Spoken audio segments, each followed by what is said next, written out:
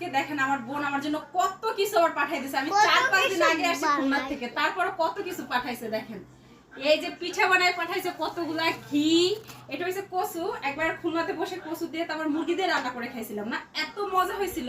তার জন্য আবার শাক দেখাও, শাক আছে তোর পিছনে। তারপরে এই যে শাক মানে ছোট ছোট দেখে আসছি শাক, তো এর জন্য আবার আপু সেই শাক আমি খেয়ে আসতে পারিনি, তা হলো এর জন্য শাকগুলো আবার পাঠাই দিছে তুলে তুলে।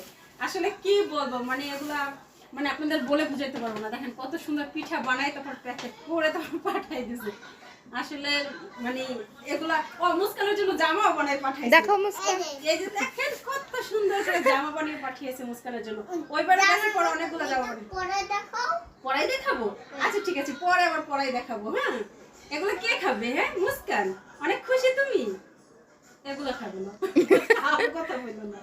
ঠিক আছে, দেখেন এটাই বোনের ভালোবাসা। হ্যাঁ, আজকে দেখেন আমার বোন আমার জন্য কত কিছু আবার পাঠাই দিয়েছে। আমি 4-5 দিন আগে আসছি খুলনা থেকে, তারপরে কত কিছু পাঠাইছে দেখেন।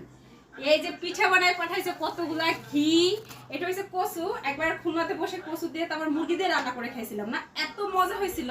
তার জন্য আবার শাক দেখাও, শাক আছে তোর পিছনে। তারপরে এই যে শাক মানে ছোট ছোট দেখে আসছি শাক, তো এর জন্য আবার আপু সেই শাক আমি খেয়ে আসতে পারিনি, তা হলো এর জন্য শাকগুলো আবার পাঠাই দিছে তুলে তুলে। আসলে কি বলবো, মানে এগুলা মানে আপনাদের বলে বুঝাইতে পারবো না। দেখেন কত সুন্দর পিঠা বানাই তারপর প্যাকেট করে তারপর পাঠাই দিছে। আসলে মানে এগুলা মুস্কানের জন্য জামাও বানাই পাঠাইছে। দেখো মুস্কান, এই যে দেখেন কত সুন্দর করে জামা বানিয়ে পাঠিয়েছে মুস্কানের জন্য। ওইবারে গেছে পরে অনেকগুলো জামা বানিয়ে পরে দেখাও। পরাই দেখাবো? আচ্ছা ঠিক আছে, পরে আবার পরাই দেখাবো। হ্যাঁ, এগুলো কে খাবে? হ্যাঁ মুস্কান, অনেক খুশি তুমি?